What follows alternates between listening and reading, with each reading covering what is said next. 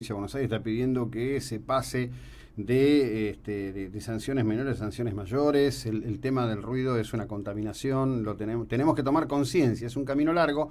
Ahí hay un tema, la comuna tiene un solo decibelímetro y creo que es de una tecnología vieja. Es un tema para revisar, entre tantos temas para revisar. Pablo Morosi, buen día, ¿cómo te va?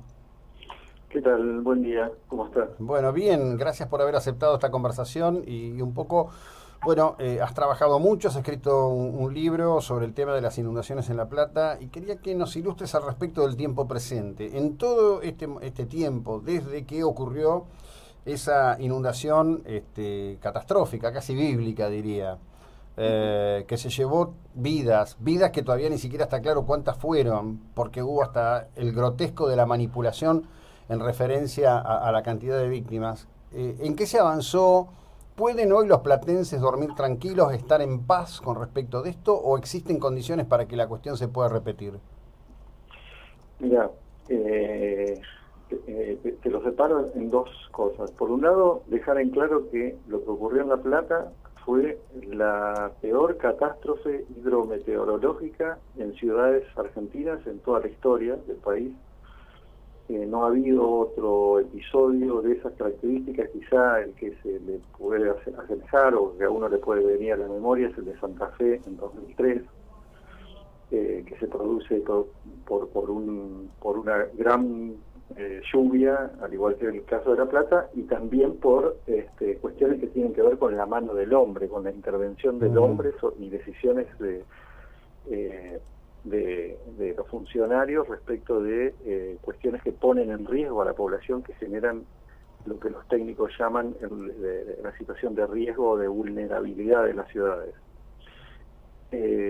Lo que ocurrió después de el episodio del 2 y 3 de abril de 2013 en La Plata fue que se empezó, digamos, ese hito hizo que por primera vez se empezara a enfrentar eh, decididamente el problema que tiene La Plata, que no es un problema de una lluvia grande o extraordinaria o imprevisible, digamos, es un problema que tiene que ver hasta con sus orígenes, de cómo se decidió y por qué se implantó la ciudad en ese lugar. Recordemos que La Plata es una ciudad, una de las pocas, creo que en el continente americano hay tres, que nació de un plano, digamos, ¿no? claro. Que se fue gestando a partir de un movimiento, una actividad o lo que fuera, como la mayoría del resto de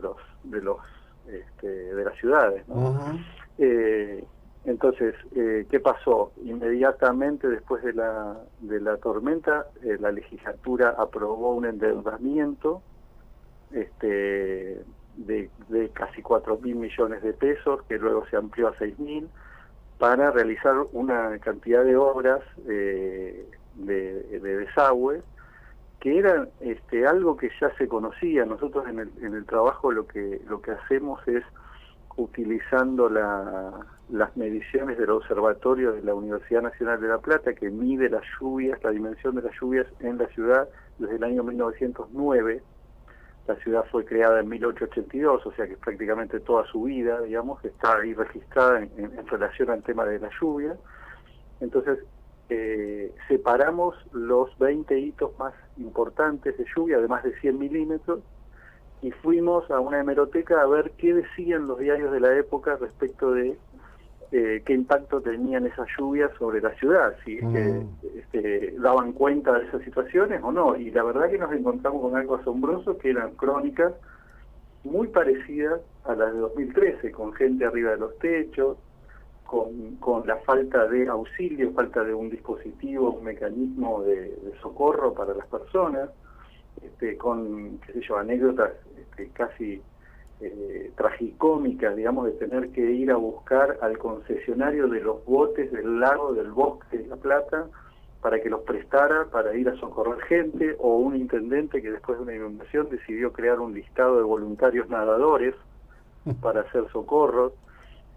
Todas cosas que marcan que el diagnóstico crítico en la ciudad ya se conocía, y sin embargo las cosas no se hacían. Ahora, insisto, se están haciendo las obras, pero con las obras no alcanza porque el clima ha cambiado, todos lo sabemos. Las lluvias son más intensas, son más Sí, claro. focalizadas, y esto hace que todas las ciudades tengan que tener en cuenta que deben adaptarse a esa Ujú, situación ujú. y tomar medidas. Entonces, y esto implica, por un lado, las obras, y por Sí. otro lado, una cuestión casi, más te diría, formativa, respecto de que la gente sepa qué es lo que tiene que hacer Sí. frente a una situación extrema, ¿no? Claro, pero ahí me Este, parece a mí, ¿no? Yo te digo por lo que veo en Mar del Plata, por ejemplo, ¿no? Mar del Plata, digamos, arrancó de una cuadrícula inicial, era el modelo de la cuadrícula española, ¿no? Que es un poco como está hecha toda la sí, Argentina. sí, Se fue extendiendo, se fue expandiendo, se fueron tapando los arroyos. En los últimos 30 años hemos tenido un crecimiento, un volumen de crecimiento de la superficie de tierra cubierta que hace que cada vez la capacidad de absorción frente a un fenómeno climático sea menor. exacto. Inclusive es más, el otro día conversando con gente que entiende mucho del tema, me decían que hay varios sectores de Mar del Plata donde va a haber que hacer todo el alcantarillado pluvial nuevamente, ¿no? Mira, acá justamente tengo esa misma persona que me está escribiendo por el WhatsApp, me Ujú. dice, el tema climático no cambió tanto, lo que han cambiado son las ciudades, es decir, hemos reducido tanto la capacidad de absorción de lluvia, Sí. bueno, que el agua además circula por la autopista asfaltada que le hemos hecho, ¿no? Ujú. Eh, Sí, totalmente. En La Plata, digamos, ese elemento o esa variable también fue determinante porque justamente estaba en discusión un código de planeamiento urbano que permitía ampliar las zonas de construcción, digamos, residenciales, en lugares que la verdad que son este, muy complicados y que, insisto, aumentan el riesgo. Lo que pareciera ser que ha sido una política en los últimos 40, 50 años, digamos, de entregar tierras a sectores que no tienen la posibilidad de adquirirlas. ujú. Muchas veces, si esas tierras están ubicadas en lugares que son valles de inundación, digamos, o a la vera de algún arroyo, la verdad que es casi una trampa eso, Claro. digamos, ¿no? Porque vos le das una posibilidad, pero también le pones una situación de vulnerabilidad, digamos, que hace que por ahí esa persona que cree que tuvo una mejora, digamos, en su vida, termina perdiendo Claro. todo o lo poco que tiene por una inundación. Sí, sí, por supuesto que sí. Bueno, contame un poquito de toda esta lectura, que además está, entiendo, muy bien reflejada en tu libro Genealogía de una tragedia. Este, la cuestión, las dos cuestiones que me parecen centrales. Por un lado, bueno, la situación preexistente, una urbe que se extiende, que se cubre, se construye alrededor de los arroyos no tienen suficiente mantenimiento, se da una situación de un impacto de volumen de agua absolutamente extraordinario. No había ningún mecanismo de alerta en aquel momento.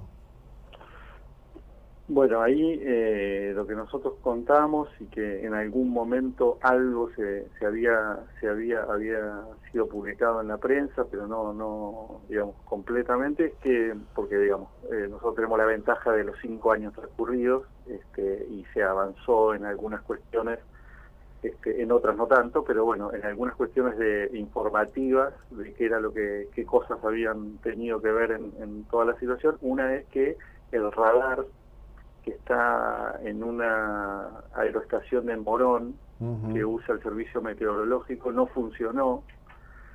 Por lo tanto, hubo una alerta meteorológica a las 3 de la mañana, eh, que cesó alrededor de las 5 y luego no se volvió digamos, no se volvió a emitir esa alerta, con lo cual no hubo un anticipo desde ese punto de vista. Mm. De todas maneras, hoy hay otras formas de registro, digamos, de tomas de alertas temprano que podrían haberse instrumentado y que tampoco, bueno, no existieron y no existen todavía, digamos, no son cosas a desarrollar, supuestamente están en las previsiones de las cosas que se están haciendo ahora, pero bueno, todo esto va lento, son obras muy onerosas, Sí, sí, claro. este, pero digamos, ese fue el justificativo principal de las autoridades, ¿no? Que no tuvieron el alerta meteorológico. Lo cierto es que eso, a mi modo de ver, no justifica la inacción ni previa en relación a que a que todo el mundo sabía que las obras en La Plata había que hacerlas. De hecho, ya habían sido licitadas varias veces y postergadas por falta de fondos. Ya se había advertido en una causa justamente que sectores ambientalistas hicieron contra el Código de Planeamiento de la ciudad y llegó a la Corte de Justicia de la provincia. Se había advertido ahí en un informe de la Facultad de Ingeniería, realizado por quien es coautor del libro conmigo, que es el ingeniero Pablo Romanazzi, que la situación de La Plata era muy crítica y que ya había sufrido en 2008 una inundación en la zona norte, y que eso se podía volver a repetir en la medida en que se avanzara con ese código. Entonces, en realidad no estaba el alerta meteorológico, pero todo el diagnóstico de crisis, uno no podía pensar que no iba a llover nunca más, digamos. Claro. Y de hecho ya en ese momento las lluvias eran cada vez más intensas, más digamos, el clima estaba también dando señales de que había una distinta configuración de las tormentas, ¿no? Claro, sí. Bueno, es toda una cuestión. Vos me estás diciendo, bueno, hubo una presentación inclusive ante la Corte, ¿no? Yo estaba pensando en el tema del riachuelo. Hay mandas imperativas de la Corte absolutamente incumplidas a través de los gobiernos. En la Argentina todo se vuelve virtual, ¿eh? Totalmente, y como pasan los gobiernos y ninguno hace nada, pareciera que nadie tiene la responsabilidad, porque yo no lo hice, pero aquel tampoco, y aquel otro tampoco, y bueno, eso es lo que, digamos, de ahí sale el nombre del libro, porque nosotros vamos diciendo los nombres de todos los funcionarios desde la Fundación de La Plata, que fueron tomando medidas, qué medidas se tomaron, cómo se desarrolló la ciudad, qué es lo que no se hizo. También tienen que ver, obviamente, en la historia de la ciudad y del país, las interrupciones a los periodos democráticos, Claro.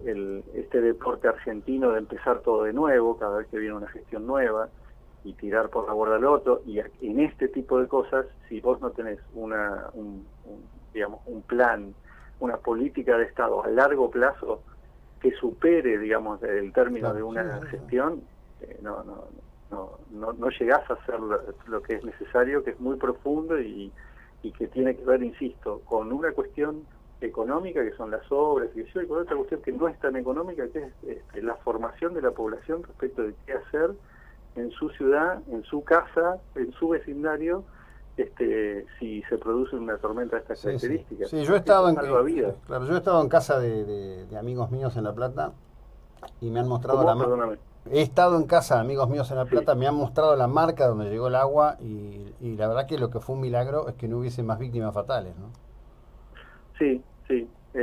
Hubo una situación de mucha solidaridad entre los vecinos, que realmente eso es destacable, digamos, gente que se llevó y que dejó entrar incluso a desconocidos a su casa, o a subirse al techo o a las plantas superiores en el caso de que las hubiera, gente que tenía un bote, un kayak, un algo para que flotara, digamos, un caballo, para sacar otra gente, y de esa manera se hicieron los procedimientos de rescate. No hubo un plan de emergencia, digamos, de salvamento, de socorro de parte del gobierno, sino hasta, te diría, 12, 15 horas después, digamos. Claro. Que a todos nos queda la imagen de Bernie en Tolosa subido a un gomón, a las 8 de la mañana del día siguiente, digamos, pero para eso el agua ya había estado 12 o 15 horas adentro de la casa de las personas, digamos. Sí, bueno, pero en realidad esto es parte de un juego permanente y sistemático, no te voy a explicar yo a vos, de construcción de imágenes en operaciones que intentan, digamos, salvar la ropa de la política, ¿no? Es una cosa... Bueno, ahí hay un dato que es central también para entender todo esto, es que por lo menos de la cifra oficial de 89 fallecidos, producto de la inundación, el 70 y pico % son personas mayores de 65 años que se encontraron con dificultad, digamos, que tenían dificultades de movilidad y que se encontraron realmente cercados por el agua sin poder salir, sin que nadie los auxiliara, y se murieron. Ese es un dato muy fuerte respecto de cuánto implica una buena, digamos, no podés impedir la tormenta, bueno, pero sí tenés que hacer un plan de remediación. El otro dato que muestra eso es que en Berisso y Ensenada, que son ciudades más acostumbradas al embate del río de la Plata, tienen dispositivos que funcionan y allí no murió ninguna persona. Claro. Y se inundaron igual que en La Plata ese día. Sí, bueno, evidentemente se va haciendo. Ahora vos sabés que te escucho hablar de la solidaridad, ¿no? Como respuesta a mi interrogante y mi interrogante feliz, digamos, en el sentido de que no haya habido más víctimas de las que hubo, que no fueron pocas precisamente, y además se armó todo alrededor de eso toda una cosa muy mendaz, muy triste. Y pienso en los testimonios que tengo de lo que ocurrió en Olavarría cuando el recital del Indio Solari. Lo que te cuentan todos es que no murió más gente por la solidaridad de la gente, ¿no?